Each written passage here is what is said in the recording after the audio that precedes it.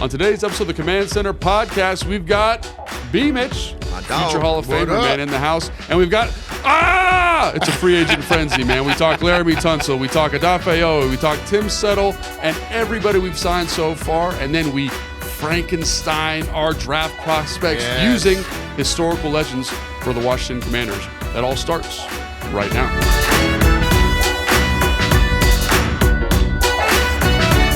Welcome to the Command Center podcast. I'm Logan Paulson here with Santana Moss and B. Mitch. Fred's on vacation. In the meantime, we're presented by Big Bear AI, Mission Ready AI for our rapidly evolving world. And we are in the Big Bear AI Command Center studio. Yes. You guys doing okay? Doing well, man. Doing well. Yeah. What's up with you, bud? Not much, man. Well, the thing that's up for me is that there is a soccer game, or quote-unquote football game. Football game. Yeah. Happening at the stadium. Yes. And it's between Colombia and France. And you know something about that or not really? Oh, yeah. I'm looking forward to Mbappe playing very well. You know, last time he played and an unbelievable goal to tie. Wait, hold on. Do you actually watch soccer or are you just throwing Mbappe? I pay attention to a lot of stuff. Yeah. Okay, I pay attention to a lot of stuff. And Messi ended up coming back and Argentina beat France. But Mbappe is still around. Yeah. You know, he plays for Real Madrid. We were out there later last year.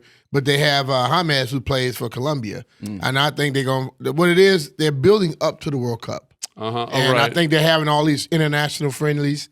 And they'll be coming out trying to make sure they show us what we're going to see. Yeah. And I think the favorite might be France, man. Just think about it. I'm glad B. Mitch know a little bit about it. Have you watched a game at Northwest Stadium, like a soccer game, or is it? I never watched one at Northwest Stadium. I was there at one of them. 2019 when we hosted something. I did the coin toss. Really? Was it packed? Like, how was it?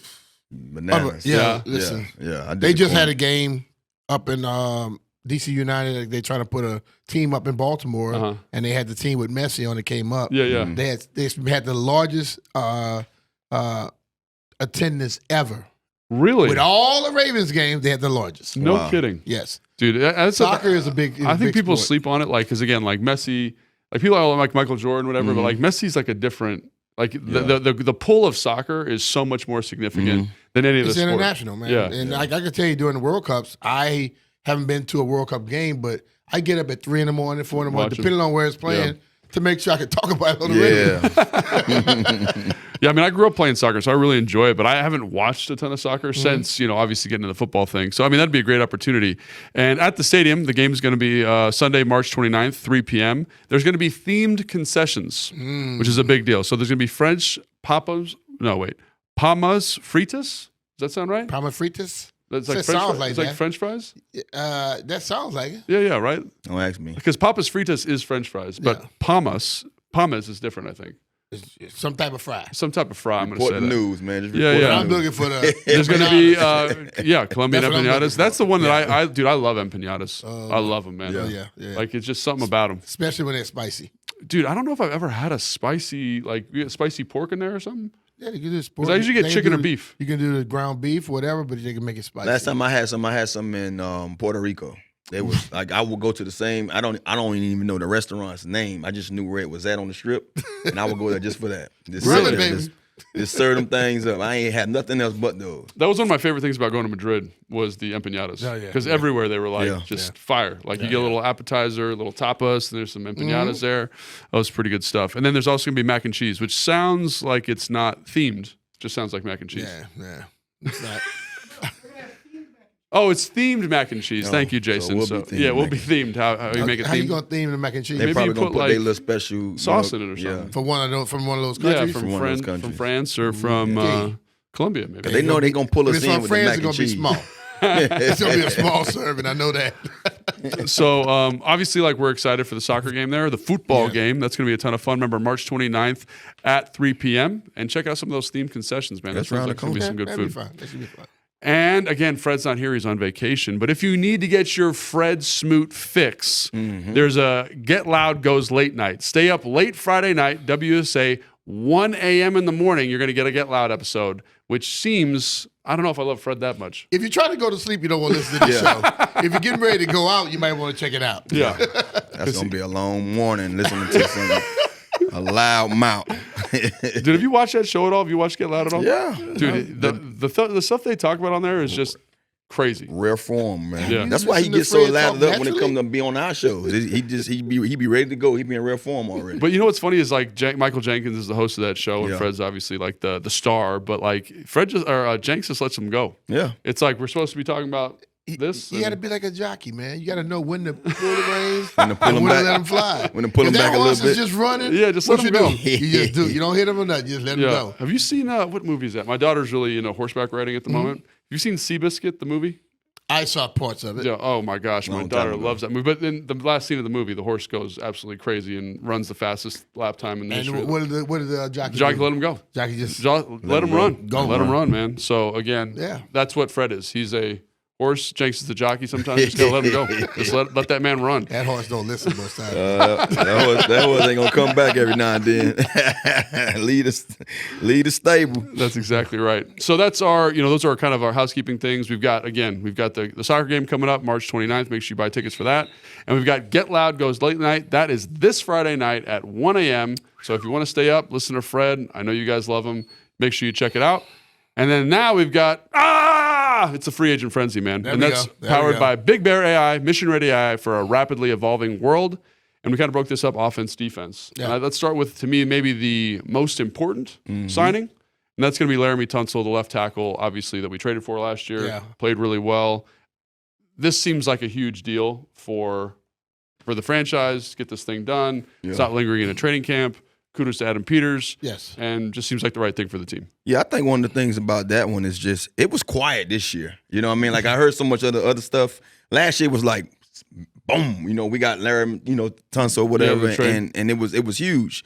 This year, knowing that we had to bring him back, you just kind of like, we re-signed him. That was very quiet. And everything else was talked about. Yeah. But I'm like, it's one of the things that we expected. You know what I mean? So I'm glad that we was able to get out there in front of everything and say, hey, this is what we need.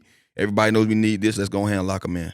I think they learned a lot last year from the deal with Terry. Mm-hmm. And at the combine, Adam, when he was speaking, he said, we really want to get Tunsil signed. We want to do it soon. Mm-hmm. And all of a sudden it comes out and it's there. Left tackles, they tend to age better. Guys play into like their 30, 35, 36 season pretty regularly. And again, he played that way last year. He played like a top tackle in the NFL. He's got the number 2 PFF pass blocking grade. And again, PFF grades aren't everything, but I think that showed up on film. Yeah. And when you got a guy that can lock down that left side, you got a young quarterback, just how consistent Laremy was last year, it just seemed like you knew you were going to have to make him the highest paid player at the position. Like, that's just how it goes. And he's been the highest paid since he 20 million, 25, 30. Just made it but I think you bring him in, you bring a guy like Laremy in, you give what you gave up for him, and he played the way he played. Yeah. It makes sense to bring him right back. And then also, I mean, it was like, who else is going to go out there and get, especially when you're trying to protect your number one asset, and that's the quarterback, and that's 5. You know what I mean? I think when you look at having him last year, seeing what we got in the young fella at right tackle, and just knowing what we can do with all the other guys who was on the offensive line, like, that was like one of the key cornerstone pieces. Man, look here. We not even got to sweat about this. Let's go ahead and give him his money, and let's move on and now continue to keep getting this team better. Moving, baby. You know what I mean? No, I think that's exactly right. And so, again, to me, that one was like, it was just kind of a matter of time before it got done. Yeah. And again, it's like, I think B articulated that perfectly. It's what you gave up for him. It's how well he played, what he means to the organization, what he allows you to do offensively. True. All those things, check. Really happy that that's done because, again, like, he is a heck of a football player. The other ones that maybe aren't as kind of talked about, and I think they're just as big, specifically on the offensive line, is the re-signing of Nick Allegretti and the re-signing of Andrew Wiley per John Keim. And again, I'm not sure if those deals have been finalized, but John's reported that. But I look at both of those guys, and I look at both of them being versatile players. 100%. When you hear Durante talks about versatility on the defensive side of the ball, but offensively, an offensive lineman that can play multiple positions, it makes things a lot easier for you. So much easier. If you have a veteran guy that can play tackle and guard. I look at Raleigh McKenzie when we played with him. Raleigh played from left tackle to right tackle. Play center too. Play center. Dude, that's impressive. So when you could do everything like that, you just go into a game, you may have one guy. Yeah. Right. 2 guys, because you know how the rosters can be this in this point in time. And both of those guys, Allegretti and Wiley, both can play multiple positions. Yeah, that's one of the advantages that, man, I can say for the last, even before I believe Dan and them got here, we really built our offensive line at a state of saying, hey, we might not have all the best or the best guy in every position, but we have more interchangeable guys. You know, we have more guys that can play, dual positions, and that's great to have, man, because we've been sitting there watching, hearing at the last minute, oh, this person down. The next guy get in there and you don't see a difference, in the play. So it's huge to get those two guys back, especially when you lose a guy in badass, knowing that he left us. But having Allegretti, we saw how meaningful he was, how his play was last year when he stepped in there. Wiley has been a key piece since he's got here. I think, like I said before, adding them to the other guys, it just makes us that much more complete. Yeah, and I think the flexibility there is something that sticks out to me a lot. Just because, like you said, B, like when, especially on game day, you can only carry 3 extra guys usually, and so having guys like, tackle's down, I can play tackle. Wiley can do that. Allegretti can play center. He can play guard. Dude, I wouldn't be surprised if Wiley could play center also. Like he's just been he's been that consistent for this group. Like he's played 4 positions, but I think he can play that 5th one if you need to. So, and the other thing too that maybe we didn't talk about is the experience, right? They're Super Bowl winners, right? They've been around good culture, and I think it's really cool that both those guys, like we had Wiley in here last week talking to him. He's like, I didn't want to go anywhere else. I wanted to be here. And I think that speaks to, again, because it wasn't a great year last year. Like the culture that's being built, and for those guys to identify that, I think that means something, I think. And those veteran guys learn a lot quicker. That's true. Once you played enough football, it may have different terminology and things like that, but you learn it a lot quicker. And younger guys that may come in with them, they can help them get there a lot quicker than what the coach can. Some guys don't listen to coaches as quick. Some guys listen to the players. And if you have veteran players, it helps you out. But having those guys, too, still open up room or leave room for you to still find a young guy that you can always fill that void in and bring it in to be up under those guys. You know what I mean? So that's the great part, too, I think, about when we're looking at free agency and adding the draft in with it. That doesn't mean that's final, what we have there. We're not just settling and saying, hey, we got these 2 guys back. It's a scrap that we're going to move on. No, we leave still room for saying, hey, I want to bring a guy too that can compete with those guys for that job, or if not even compete, just be there and be students of the game and learn from them. Well, I think that's a great point, Tana, because I also think they're great mentors. Like there's certain guys that don't like being backups, and they're kind of bad in the locker room. You know what I mean? They kind of sabotage the young guys. Like that wasn't these guys last year. Like I'm on the sideline during game day and walk by and see Andrew Wiley talking to Josh Connerly or Allegretti, kind of giving him a little mentorship. Like those are the people you want around young football players. They're kind of the glue for that room. And so I think that those, again, maybe aren't going to get the headlines that Laremy Tunsil does, but for this team, the Commanders, I think those are really important signings. Now, I think maybe the biggest kind of non-offensive line signing is Marcus Mariota, him returning per John Keim. And to me, this falls in the same bucket as the Laremy Tunsil thing. Because it's just that important. You've seen importance when he's gone in the games over the last 2 years. And you understand how that locker room, like that quarterback room works. He's very comfortable with Jaden. Jaden's comfortable with him, and they help each other out. So we watch him play. The thing about it, when you have a backup, you want that backup to be capable. And he showed more than capability. You know what I'm saying? So I think that deal was when that happened, big smile on my face. We've been around this game for a long time. I've never seen a year where the value of the backup quarterback had went through the roof than last year. I feel like last year was the year of the backup quarterback. And whether it was just from what we saw with our own team or what we saw from different teams here and there, when you had McCarthy going down in Minnesota. You had the kid that had to go in there for the what that was. That was the NFC Championship game. Oh, that's right. Bro, like AFC Championship game, right? The value of that position is ridiculous now. So when we was leaving last year, I remember us had a heart-to-heart with Mariota. Like, look, bro, like, hey, man, we wish you come back. Because you just can't. You want to have that. You want to have a stable quarterback that could come in and you get no drop off from what your starter has. And I also think too the nucleus that he has within the team and just that quarterback room, I still go back to thinking about that moment in that game where he told Jaden, like, get up, come on, time to get up. And for Jaden being a young pup for the season that he was having, he could have easily been one of those ignorant dudes that felt like, man, who this dude is. But Jaden knows that he means a lot to what he does. And we wouldn't know unless we wouldn't have if we didn't pay attention to that, we would never knew how much he meant to Jaden. Yeah, true. Because that was the moment I learned, like, oh, okay, this guy really has a, he has a say in that room. And Jaden got up and went out there and finished that game. So it's tremendous that we was able to sign him back. But like I said before, I'm pretty sure every team is looking for another Mariota. I mean, you have to, because I think that's a great point. Like, just how it's no one cares about it till they're playing football games. You have to win football games. Like, I heard something where like backup quarterbacks got to be able to win you 3 games in a season, because if at some point the starter's going to get hurt, that guy needs to step in. So he definitely is able to do that.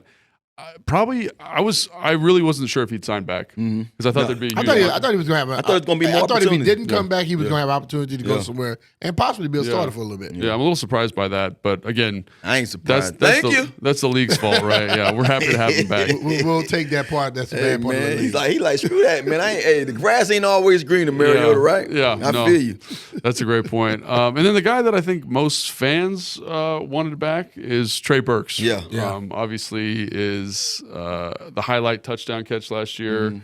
I think got him a lot of pub, a lot of goodwill with the fan base. A guy that is former first-round pick. I think, to me, he's like the 4th guy, ideally in a perfect world where he's kind of can develop and grow and cultivate that receiver skill set. But it's nice to have him back in the fold because, again, uber talented dude. Yeah. I don't really see him as the 4th guy. I see him as a body out there that can compete for that second spot. You know what I mean? Like, to me, like, we talk about the touchdown catch, and that, trust me, it was spectacular. It was something that we didn't expect from him, I think you can honestly say. But I watched moments throughout the first time he got a chance to get on the field, and I watched him get open. I watched how he bent in his getting out of his breaks. I watched how, he can turn that speed burst on to get a guy off from how he used his hands, how we can give him the jump ball. Like, he has all the tools to be that first-round pick that Tennessee saw in him here. And so I look at it as this is one of those moments where, I've been hearing too when it comes to who's the shiny wide receiver we're going to go out there get. Is it IU or is it one of these other guys, or are we going to draft a guy? I think the team feel like, you know what, regardless of who we go out there and get, Jenny, whoever it may be, we have a guy that any one of those guys come in going to have to compete with him, because he can possibly have that second spot. And I'm not saying that they feel this way. This is how I'm looking at it, because he shows some things that I'm just not settling to see that the coaching staff going to say, yeah, we have Trey here, and we're going to just let other guys come in here and put him behind him. No, I think this guy can really compete and go out there and be one of those valuable key wide receivers. You see him come back here, it's some benefit of having Bobby Ingram, a guy who played here. And I think sometimes you get players who been on teams and they haven't been taught anything. A lot of coaches don't teach. Yeah. A lot of coaches just get you and think you're supposed to do it. Bobby I saw them talk a lot, work a lot. And that may be with him saying, like, you know what? This guy could get me where I want to go. I'm going to try that out again. Yeah. No, I think, a guy with a ton of talent. And I just think the reason I said the 4th guy is because I feel like you want guys with more established production in that 2 spot to come in. But I'm not saying don't compete. No doubt, and I think that's one of the things I love about him. He's a dog competitor. So he fits the culture here. Yeah. He's got some upside. And just, again, that first round kind of pedigree, it shows up when he's on the football field in terms of his physical traits. And one that I don't have a ton of file on, but I think it's an important thing to talk about, is Jake Moody. Yeah, I think a lot of fans. Dude, you should be excited. You're like the special teams guy, right? Yeah, I am. But you know what? Like, that position is the weirdest position in the world. Yeah, man. Where you love them when they hit a field goal, and then they disappear. Yeah. And you're a golf guy. Yeah. I feel like kicking is like golf. Very much. It's like you're in the zone, you've got it, and then you kind of like you shank one, you got to figure out how to get over it. Yeah. I tell you like this, I've been around a lot of kickers, and trust you me, I'm not coming for you guys when I say this. I have to always tee it up. Are you about to say something crazy right now? No, because from college to my last year's playing here, those guys to us was always just on their own. Yeah. It wasn't until I had Tress on my team that I paid attention to the kickers. Kicker or punter in the history of the NFL. And that's not to say I'm going to take anything from the kickers who scored a kick the field goals. Because we had a lot. I've been around a lot of great ones.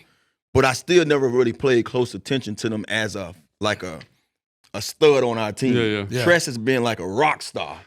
Because he's got for the 1 year that I was here with him. He's got people skills, and since I've been gone, it's always Tress has something different about him. So Hey, kudos to whoever get a chance to be a kicker in this league because it's a tough job. Yeah, he's been rather consistent since he got here, and right before coming here. If you look at what we've had over the last 4 or 5 years, he might have been the best that we've had. Yeah, to be honest with you, it's a good point. And I think people were looking at it because you look at his stats and the exact stats. When you look at that, you go, "Damn, he's good." Yeah. But like as a guy who looks closely to it, can't kick it out of bounds no more. Mm-hmm. It was 2 of those in inopportune times. That's a great point. But like I would say this, they brought him back, and I hope he realizes, like, you know what, man? Let me improve upon this. They hard to come by, put it like that too. And that's another thing too. It's great to have a guy that you can trust in enough to say, well, we're willing to bring him back because we know how it is out here, man. You get rid of one of them, it's not necessarily you're gonna find another one. You know what I mean? And the Cowboys, Trust may rub off on him. He might become St. Lake Trust. Yeah, you never know. I hope so. I pray. Dude, you just made me think of a guy that I played with. You played with him too. I'm not gonna say his name, but he used kicker. And so I remember one time we do our offensive walkthrough, right? Mm-hmm. And I walk by the meeting room afterwards because I left something in there. And I come in there, and he's cleared all the chairs out of the middle of the room, and he's kicking field goals. Oh, wow. And he's got someone on a script, the special teams coach, calling out hash marks. So they'd move the ball. You know, Tress was the holder at the time. Where is he kicking it to? No, he wasn't kicking. He was visualizing. Visualizing. He was doing the step-ups, you know, like doing the whole thing. Put holes in the wall. And I remember I walked into him, like he'd get there super early, and he'd be on his iPad. I'm like, he's a kicker. Like, what is he looking at? He had taken pictures, like, photos of the uprights of every stadium, like every end zone. Wow. And was studying what they look like. Wow. And I remember we walked out for the first game of the season, and they had put like a Pepsi sponsorship behind the uprights in FedEx at the time. And he made one of the guys, Paul Kelly at the time, he's like, that's got to come down. It was like that. I can't kick with that. Oh, and Paul's like, I don't like. How am I going to get that? Listen, dog. That pays more than you make. Right. So you might want to change your mind about that. And he actually, the same guy, had his own personal. You know, like they had the times to like get the balls ready to kick. Like, and they'd have their water, and they had a guy that he would pay. He'd come and stay the night before in the team hotel. He'd travel on the team bus, and then he'd be there just working the ball, like right. Wow. And I was like, they are the one position in sports that, like you said about golf, they are very, very into what they're doing. I mean, and it has to be like the same over and over and over. But like again. That's what golf is, though, right? It's it's like, oh, my foot was a little bit off, or I didn't turn my hip, or I didn't rotate, and so like you could see how you could get out of whack, really. And so they have all these rituals to kind of. But I remember talking to him. I was like, man, like he was a nice guy, but like this is a lot. Yeah, I'm just glad I wasn't a kicker. I got to move that. I can't kick with that. And it's one of the toughest jobs, man. Like on the field, and people don't realize, oh, he's a kicker. He should be able to do that. No, it's tough, bro. It's like, I mean, you got to think about the conditions matter. Yeah, the holder matters. Your steps matter. The snap matters. Yeah. I remember talking to Nick Sundberg, and he said that he had to learn how to snap it so that the number of revolutions would line up so that Tress would catch the laces. That's what when I was holding. Yeah. I used to sit there and I would catch, and move back until I knew where to hit, and I could just set it down. No kidding. And so we had to know the exact distance. Like some guys is 7 yards, some is 7 1/4, some of them is 8, some is 7 1/2. But it's all different. Dude, that's why B. Mitch is on the show for that detailed holding analysis. But yeah, kickers are weird. But we're glad that Jake Moody's back in the fold. For Moody, baby. And I just wanted to say this real quick. We are recording this show at 3:38 on Tuesday, so free agency is still going on. As of right now, these are the players that have signed. I just wanted to make sure that was really clear. Yeah. But in the meantime, let's get to break one and let's pay some bills. Bills. All right, ready? Yeah, we're ready to go. When the mission is critical and readiness matters, BigBear.ai delivers proven AI technology and expertise to help safeguard national security and critical infrastructure. That's Mission Ready AI. BigBear.ai, official partner of the Washington Commanders. That's what I'm talking about. Your ability just to come in that thing cold and let that thing rip. Like, remember last week Fred had one that was not. Yeah, it was not on the docket. Tough for our guy Fred. Yeah, that's okay. You know, I'm listening to B. Mitch every other morning, probably when I can catch it. And no dudes do so many damn reads, so I'm not ever questioning him when it comes to a read. I won't ever question him. All right, I got AAA. Commander fans, your fandom just got an upgrade. Introducing the AAA Commanders MVP membership, where real fans get real perks, and same trusted AAA membership benefits. The new AAA Commanders membership provides a chance to win game tickets, access to VIP events and experiences, 15% off Commanders Online Pro Shop while providing peace of mind for Commander fans on the road. Already a AAA member?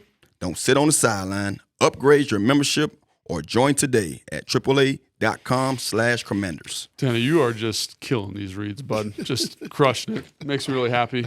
Last week he said, "B, I got to get in the zone when I do these reads. I got to get in a character." I had to cut on that switch, man. Yeah, it's good, man.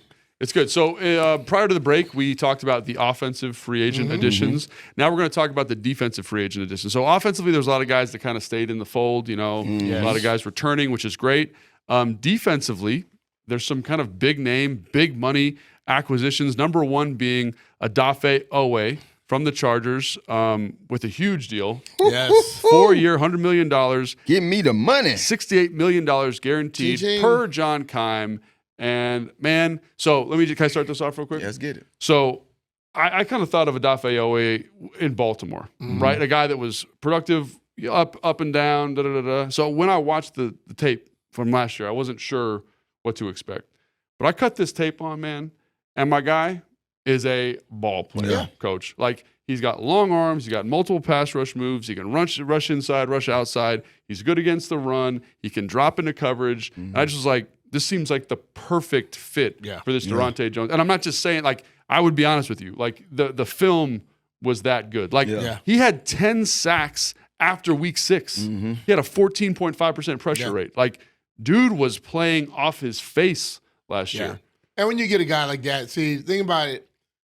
When he hit, I think that 10 sacks a year was in Baltimore. Yes. Then he came back and he gets traded, and he missed. He didn't have a sack after 6 weeks. Yeah. He went on and the first snap, first play when he was in San Diego, LA, he goes and gets a sack. Then in the playoffs, he got 3 against the Patriots. That was a crazy game to watch. Listen, he has unbelievable athletic ability, and I've heard some people go, "Oh, he hasn't had all those big years." Listen, this is what I am sick of when it comes to a lot of our fans. I'm sick of a guy having all these great years somewhere else. Then when he gets here, he don't have any more of them. I want the guy to hit his stride while he's here. I love that. You know what I mean? Yeah. So this kid right now is in that range where pass rushers begin to blossom.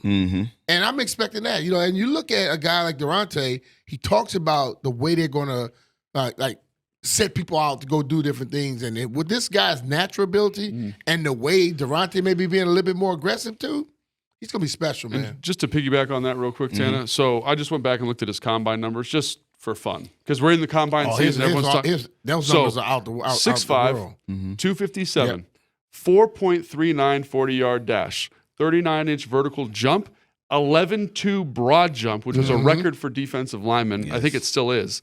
And he's got 34.5-inch arms. So you're talking about drawing a dude up in a lab to play defensive end, and is explosive and fast, and he plays that way. Yeah. And he's 27 years old, boys. Like, this to me feels like, if it hits right, like you're getting a guy. Yeah. And like this deal, I know everyone's like, "Oh, that's a lot of money, $25 million a year." Like, you're going to get a guy at a cost-controlled position who's going to be a top edge rusher. That's what you're getting him right before it hits. But you know what? Every time you sign somebody to a deal like that, I don't care if they're in the 4th year, 5th year, 10th year. You're rolling the dice. 100%. It's a great point. It's a great point. It's a 70-11. I mean, also too, when you look at it, I'm saying, you're hoping it's over, right? Yeah. I mean, to me, and I hate it because I do understand how the fans, get up and get down for the names. I understand that. But I've been on this team as a player and heard so many blockbuster name guys we brought in here, and it meant nothing because, like you said, they've already shot their wad. They shot their wad to get that payday. Yeah. Then you got guys that say, you know what? I did enough to show you that here's my potential, and here's where I was at that age. If you get me to be your guy, I'm deserving of whatever the market says the guy's supposed to get. So he got what the market said he's supposed to get. True. From what he displayed and put out there when it comes to when you turn the film on. You just spoke about the film. Freak of nature. You talking about 4.39 at the end? When I saw that pickup, didn't know a lot about him. I just remember us playing him. Yeah. I remember when he got drafted to the Ravens. But what stood out to me is I was picturing what Minnesota did to us. And I was like, it's a couple of body types that he has. That's right. Of the guys that tore us apart and made it hard for us to go out, and do what we were trying to do offensively. So when you look at what we have defensively from Minnesota, the coach being at our DC now, he knows this is what I want. This is what I need for what I want to do. And that's what you want. You want a guy that could come in here, like you say, 27 years old, man. That's hard to go out there and get a talent that age. Yep. And a guy that's seasoned, that's already have a couple. He know how it is to not play well, and he know how it is to play well. True. And that's another thing, man. I want a guy that's battle tested, hasn't been in this league to be on all highs, had a couple of lows already. He had to get his feet wet in Baltimore. Went to LA and went out there and shined. Now he can come to us and shine a little more. And this is a draft perspective, right? Everyone talks about these players in college that aren't super productive, and it's like, oh, you're going to draft this guy like Shamar Stewart last year, or Keldrick Falk this year, who's not overly productive. You're going to have him on your team for 4 years, and then he's going to go be productive for somebody else. Why can't we be the team he's productive for? Because it seems like he's poised for that. That's the one thing I'm looking for. But folks don't even give you a chance to see the guy play. Yeah. You already spitting, putting stuff out there in the air about somebody that you don't even let them play football, man. That's what they do. And so just another thing too, because B mentioned the Baltimore thing, right? And he wasn't super productive. So I went and was like, let's see what that looks like, right? So you're watching him against Buffalo, and Spencer Brown's right tackle. He's chewing Spencer Brown up. Goes to Cleveland.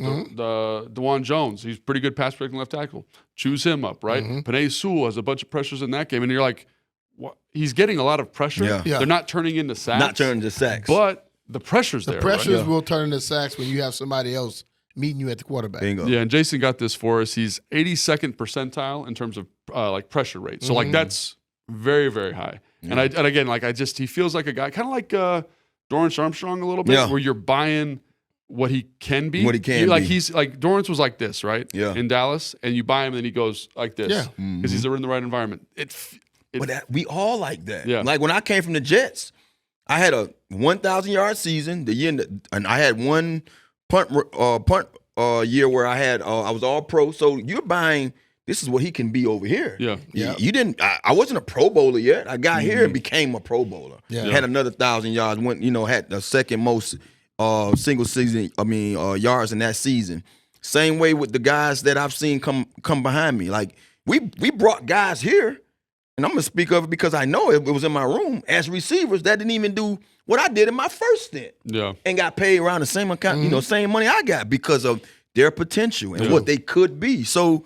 That's my thing. Like, people want to see something that's proven. He's proven. You're not going to get a blue chipper or a guy that's a Hall of Fame ready. You're going to get a guy that if he continues on this track, then he can be that guy. There you go. That's a great point. Let's stick with the defensive line. Obviously, a guy that we know really well. We were talking about before the show started. That's Tim Settle. Yeah. And nice little deal for Tim, according to John Keim. And again, cut the film on. And I remember Tim here as being this kind of twitched up, high upside, rotational. I've been watching him since he left. Dude, so I watched him in Houston, and I was like, my man can absolutely play the run. Yeah. Like, he plays the run super well. He's explosive. He can split double teams. He's stout. He's dogmatic about holding his gap. And talk about things that Washington Commanders defensive front needs to get better at. Hold our gaps. Be where we're supposed to be. True. And I think Tim Settle fits really nicely in with that rotation. It's got a high upside. He's young, right? So to me, these two signings feel like defensively kind of exactly what the doctor ordered for the Washington Commanders. Just seeing. Oh, I didn't mean to cut you off. Go ahead. Excuse me. Just seeing how we play, and how we've been playing throughout the years. Because I remember the game where it used to be guys out there the entire game, but now you see these guys in and out. These guys giving each other a break.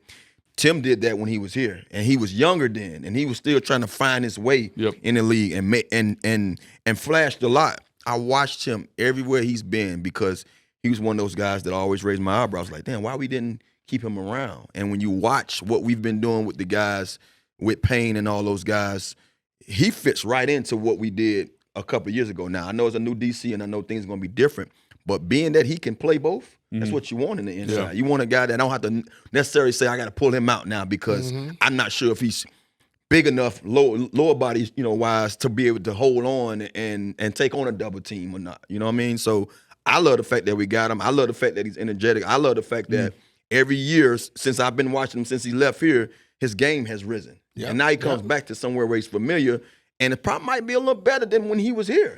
This team, to me, I think is light years from when he was signed here as it was a Redskin when he was signed as a Redskin. Then we changed over to the NFL. I mean, watching the football team. So I'm happy for him coming back, man, and I'm happy for the opportunity. Yeah, I think Durante talked about playing multiple fronts. Yep. Tim can be on those. He can slide over into one of those. Be a 3, be a 4 technique. But the thing about it, he's from this area, from Manassas. Yeah. Also went to Virginia Tech. A guy who understands this. And, for him to come back here, hey, I'm coming back home. Yeah. You know what I mean? So I just think that, like Tanner said, you get a guy that was here when he was young and green. He now knows how to play football at this level. So it's going to be some good stuff. And I think that's the other thing both of you guys could probably speak to is there something about a guy that's been like calloused by the league, like learn the league. Getting like he's a pro now. Yeah. In the beginning, you're not. Like you're kind of trying to figure it out. Like we all went through it. You don't know. You're snotty-nosed kid when you first get here. That's all. Bro, it is. like think about it when you come in, and that's the thing I hate about throwing these young quarterbacks into the game so early. Man, I hit stride. Like I got hurt out the gate, but by the time I left New York, which was year 4 for me, when I came here, I was ready. I was focused. That was year 5. I was so determined mentally to be a success because I went through enough over there to know what it felt like not to, you know what I mean? Not to have the success that I wanted, not to be the guy that I wanted to be, but also had the success too. Yeah. So I was able to start off and had a bumpy road and then boom. Yeah. But also I just felt like here's a fresh start. Now I'm getting a fresh start when I didn't even ask for it. I didn't need it because I felt like now I'm hitting all strides over there, but I got a fresh start and I'm like, okay, anything I didn't do the first year there, I'm going to do here. Yeah. And so I became a man. I grew up in New York. I came here as a man. So I can easily see Tim, he been in what, 9 years now? That's been about 9 years. Crazy. Six or 7 years. Is that right? I thought he came in 18. He was a part of our last Redskin team, right? If I'm not mistaken. Yeah. So I'll look it up. Hang on. 18, 19, 21, 2, 3, but like 4, what it 5, is, 6. It's like this. This will be year 9, right? You've had some. You coach. Yeah. So you got players that you're telling how to do something. 8 years. And 8 years, just be 9. Yeah. You watch them thinking about what they were doing. Yeah. And all of a sudden, that one day when you see them just do it. Yeah. That's what you're talking about. When I tell everyone, it's not easy to play in the NFL. Yeah. Everybody thinks a guy gonna step in and do what he did in college. That first year is gonna be tough for most people. Some special guys have come in their first year and just lose their minds. But it's normally like year 3, year 4 is when people really hit their stride. And certain levels get those 4 years. Some guys that don't get really drafted, they get drafted later, they don't get all 4 years to show it. But once you hit it to where you're no longer thinking about what you have to do, you just do it. Yeah. It makes a world of difference. No, I think really excited for this kind of mature version of Tim Sutton, who's playing really good football, played good football in Houston last year. So really excited to have him back. And again, let's stick with the defensive line, a guy that we know really well, Dietrich Wise, back in the fold.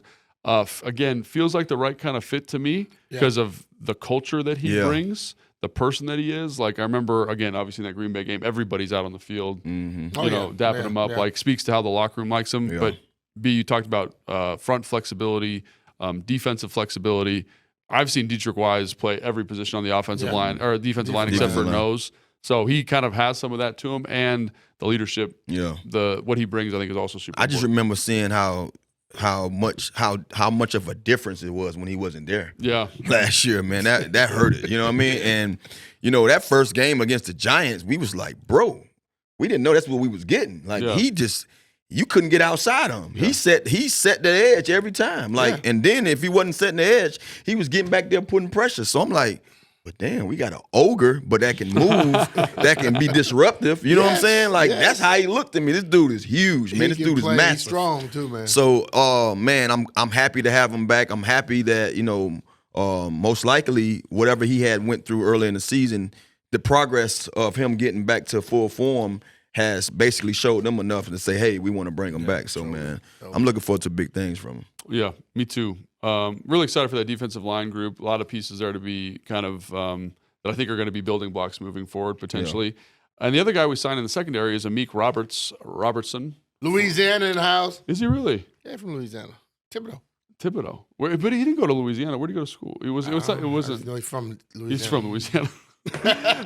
From Detroit, hails from Detroit, kind of played a little bit of nickel, played a little outside, kind of getting back to that positional flexibility thing that I think the defense is looking for. I mean, obviously need depth in the secondary. Seems like a guy that fits that bill. I mean, he's aggressive. And I rarely sit down and just watch full football games. Mm-hmm. And I think it was last year watching Detroit play against Minnesota. Mm-hmm. And I think early in the game, I saw Jefferson catch a ball and kind of told him he was small. he told him he was small, and he did something. And that kid started to just yap at him. Mm-hmm. But I think the rest of the game, Jefferson basically did not do much at all. He was everywhere. He followed him around, did everything. He almost picked the ball off in the end zone. He was hitting people. He is a competitor. Yeah. And I think the biggest thing most fans don't get, they just want to see a guy who looks the part. Mm-hmm.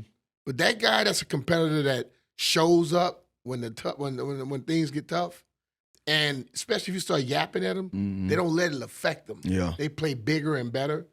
I saw that in that game. Yeah. And I had forgotten that he was that guy. And when they drafted him yesterday, this kid Joey sent me this video, and I'm like, I remember watching this game. Dude, I sat there intently watching him, just watching that part of the game. Not caring about the rest of it. I wanted to see how he was going to perform. And Jefferson is a dog. Yeah. That dog lost that day because Meek was killing him. No, I remember the highlights, and I remember them speaking highly of him in a few games that I watched. But just another, I think, a staple to what we need in the secondary. You know what I mean? Like a guy that you can really trust to go out there and compete. That's first and foremost. Like, that's the thing about being a defensive back. Like, you're not going to win them all. It's almost cheating because the receivers does have the advantage, but you got to be scrappy. He's scrappy. Yeah. You got to be a guy that have amnesia. He's shown that, but you got to go out there and play. Amongst some of the top tier talent, man. At any given moment, at any given Sunday, and I think we've seen that. So you bring them in here with two guys that's already showed us that they're capable. You got Trey Amos, and then you got our guy Sanders Steele. Mm-hmm. Both, to me, had great years last year. Trey, being a rookie, played phenomenal before he got hurt. Sanders Steele, bumpy in the inside, got back outside and shows you why he's where he's at. Showed him he led our team again in interceptions. You bring him in there, that's three guys that we can now trust in that say, we got three guys that we can go out there and line up against any of your three best receivers, and we can be confident about. And then not to say who we're going to have behind them. So I think it was a huge pickup for us, and I'm looking forward to seeing them out there on the field with them other guys. Yeah. Okay, so that's it. That's the defensive recap. Now let's get on to break number 2. Bills. All right, got West Virginia. Huddle up, team. It's time for a winter audible. Because when the temps drop, the real magic kicks off in West Virginia. Think trails that crunch like game day turf. Ski runs for every level of fan. And cozy cabins that won't break your budget. Trade lift line chaos for wide open slopes. Hot cocoa breaks by crackling fires. And mountains dressed to impress in a blanket pure white. So grab your squad, pack your cold weather swag, and head to almost heaven this winter. West Virginia. You got, you want to do Geico? Okay. Oh, look at you. Man, it's such such big writing on this. Isn't it strange? People really want to save money, but are so willing to toss their hard-earned coin into a 3-foot pool of disappointment. You don't need to throw your money away. All you need is your phone. Go to Geico, get a quote, and you can save $900 with your phone. It feels good to save coin. It feels good to Geico. All right. Feels good to Geico. So now it's time to build your perfect prospect, brought to you by the U.S. Army. Be tested, but not just on paper. Be strong and more than muscle. Be courageous and supported by a mighty team. Be all you can be. Visit GoArmy.com to learn more.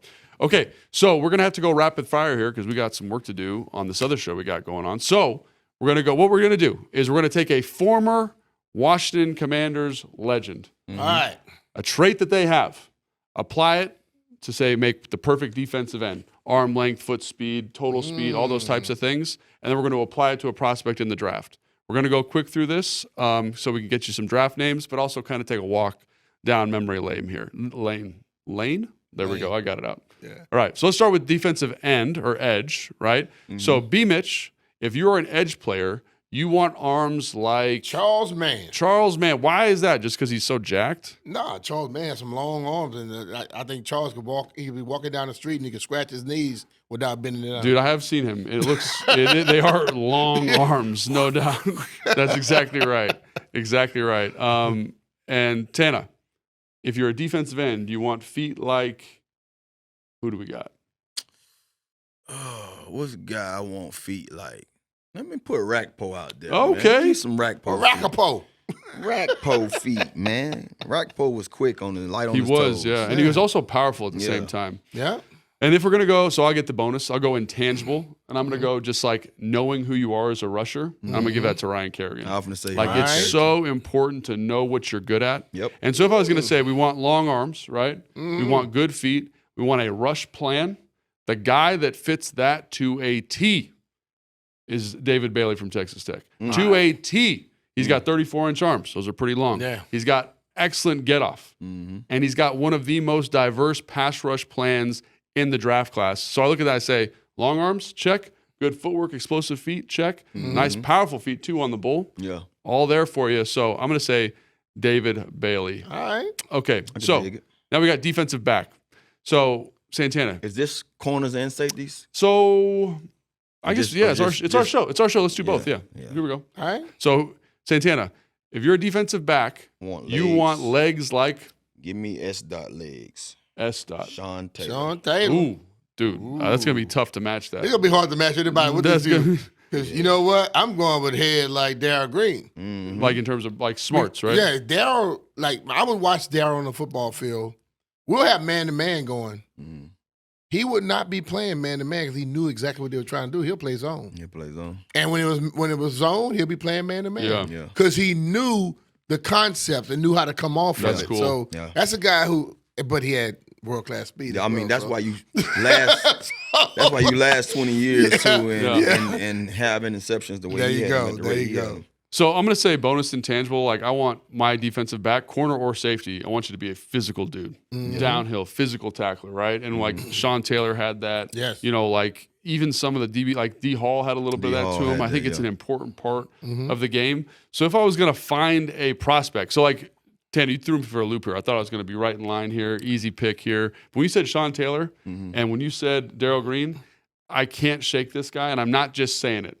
Caleb Downs, man. Downs. The intelligence, the physicality. I kind of figured you was gonna say Downs. But like he is the mental element of his game is so special. And there's no one quite like Sean Taylor in terms of size. Yeah. But in terms of the ability to roll your hips through contact, be physical in the run game, like he's only 5'11". He's not a big man, but God bless. Is he a football player? He thinks the game, though. Dude, he thinks the game. Yeah. And I know we're saying top guys, but I wanted to say someone different, someone down the list. But when you said the intelligence of Darryl Green, like I can't get past Caleb Downs. Gotcha. All right, let's get to break 3. And I think that's me, if I'm not mistaken. Let's see what we got here. Break 3. Oh, Virginia Lottery. Who wants to do that? Virginia Lottery. You want to do it, B? Hold up, Commanders fan. The Commanders Golden Pass raffle, operated by the Virginia Lottery, gives you the chance to win the ultimate fan experience. That means tickets, VIP treatment, special appearances by Washington legends, and much more. Limited tickets available. So visit valottery.com/commanders to enter the raffle today. That's valottery.com/commanders. And break. B? Dude, I'm so impressed you're really just a cold read these. All right. U.S. Army. They say your work defines who you are. Monday through Friday, 9 to 5, you're clocking in. But what happens on the weekend? What happens to your time? You could take it easy, or you could use that time to get better. In the U.S. Army, we think differently. Your time should be used to improve the skills you do have, to learn something you don't, to push yourself in new ways, because it's those days that truly define who you are. That's how you make progress. That's how you make an impact on the world around you. It's your time. How you spend it's up to you. It's your time, the U.S. Army Reserve. All right. So now we're almost done making our perfect prospects through Washington Commanders, and we're going to do offense now. So this is interesting to me because I'm curious of what you're going to say. Or you get the bonus one on this one. So I'm going to say, in terms of wide receiver, you want you to be built in a certain way. This is tough, but I'm going to say Pierre Garçon. I want a dude who is physical. Like, and Pierre's not the biggest guy, but he played like a big man. He was physical after the catch. He'd block you, and a lot of that was because of his frame. He kind of had this running back build. B. Mitch, you want hands like who? You want hands like Tanner. Oh, boy. You listen to me, dude. You watch a lot of guys do certain things, but you can watch Tanner go up and pick it out the air. Pluck that thing. Wasn't the biggest guy, but was strong enough to take the ball out of people's hands and things of that nature, too. So when the ball got in his hands, he held on to it. Yeah. B, so, my dog. I appreciate you, B. All right. And my bonus intangible, this is something that I have to just give this guy credit for. I haven't seen nothing like it. What Terry has. The ball, when that ball in the air, we could be talking about hands. We can be talking about how he track it. We could talk about just how it just don't leave or move when it touches him. It's just something about him and that ball in the 50-50. Like he catches the most contested catches or have the most contested catches than I've seen in any receiver in this league in a long time. And so to me, I want a young guy with the kind of, I guess, who can match that fly when it comes to just being a complete receiver, saying, hey, I might not have this, but when you put that ball in my vicinity, I'm coming down. I'm going to catch it. I don't know, man. Who has that? Dude, there's a couple guys that have it.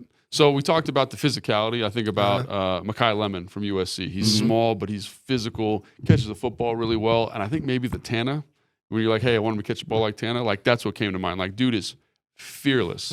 How tall is he? He's 5'11". 5'11"? Okay. So, you're not the biggest guy in the whole world. Like, I worry about how fast he is, but like in terms of the things we described, like, because like with Pierre was the dog. He wore the same number as I. It's crazy. He wore 6, and his birthday June 2nd. Mine's June 1st. That's funny. So we got a little something, man. You know. But yeah, you're talking about like, and then just the catching the football the way Terry does. Like, I don't know, man. He checks that bill. Like Carnell Tate is like that too, but like that uber competitor. But you know a lot of guys who they don't mention. The guy that's coming out who played with your guy from USC, number 8, the other receiver, Ja'Cory Lane. Bro, Lane, he put up some. He was impressive. Yeah, doing the whole combine thing. Dude, the combine I watched thing was his crazy. Highlights and I'm like, oh, okay. I didn't know he was over there doing this. You know what I mean? We don't watch USC football. Too late. But too late. No, he put up some good numbers too, man. So I'm pretty sure you're gonna get a chance somewhere. Another guy, if you want like a bigger body guy, would be like Elijah Surratt from Indiana. Just like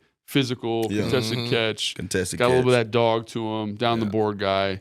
But yeah, dude, I will say this about the receivers. There's probably, like I could have said Denzel Boston, could have talked about Ted Hurst. Like there's a lot of guys that are down the board in the first round that kind of fit this billing for like just tough, physical, contested catch guys in this year's draft. All right, let's talk about running back. RB. And mine is, you want speed like, I'm going to say Chris Thompson. Like just someone who's got gasoline. You know what I'm saying? Just fast. B, I mean, you're pretty fast. You played running back. You got good speed. You think you're faster than Chris Thompson? Chris might have been faster than me. Yeah. Who's the fastest guy running back, do you think, in like Commanders or Washington Redskins? Oh, might be AP. Dude, AP had some juice. And he was old when he was here. Yeah. I want strength like CP. Strength like CP. Yeah, because you didn't see it. You look at CP, you look at him you like, saw him hit those damn. Dude, that's a great point. You saw him hit those edges. He would hit you. He would knock. I saw him knock out linebackers, bro. D-ends, you name it. You blitz, Porter's putting you in your back. So I would love a guy that has that strength that most defensive guys take lightly and then realize real soon, like, oh man, this guy he's here, strong. He's a damn rock. Strong, powerful runner. And I'll go with the intangibles like Ernest Biner. When Ernest played, bro, he coached us. CP for a little bit. Coached CP. Ernest was the best pass route runner I've ever seen out of the backfield. He was so damn good. He would tell the linebackers where he was going and still go where he told him and beat him. Yeah. He beat with Cole like that? Knock your jock off coming off the edge. He would stand a linebacker up. And when you look at him, he wasn't the fastest dude, but he had just enough quickness and speed to run away from guys. So I think with all that, with that great competitiveness, he was that guy with intangibles. So when we first started talking, I thought, oh, this is going to be Mike Washington from Arkansas. He's 223 pounds. He's 6'2". He ran a 4.3 at the combine. Like big, powerful, strong, kind of runs like CP, this linear athlete. And then B, you said catching the football. And I could not say Jeremiah Love. Dude, he is a freak when it comes to catching the football. He's fast as all outdoors. He's got great contact balance. Like, there's a reason he's the best running back in the draft this year. So those are our kind of combine draft previews using Washington Commanders legends, I'm going to say. Yeah. Right? And guys, thank you so much for watching the show. Really appreciate it. And if you like this kind of content, like, subscribe wherever you get your podcast. But in the meantime, that's it. The Command Center podcast was filmed at the Big Bear AI Command Center studio. Big Bear AI offers mission-ready AI for a rapidly evolving world, proudly protecting the Washington Commanders and its fans.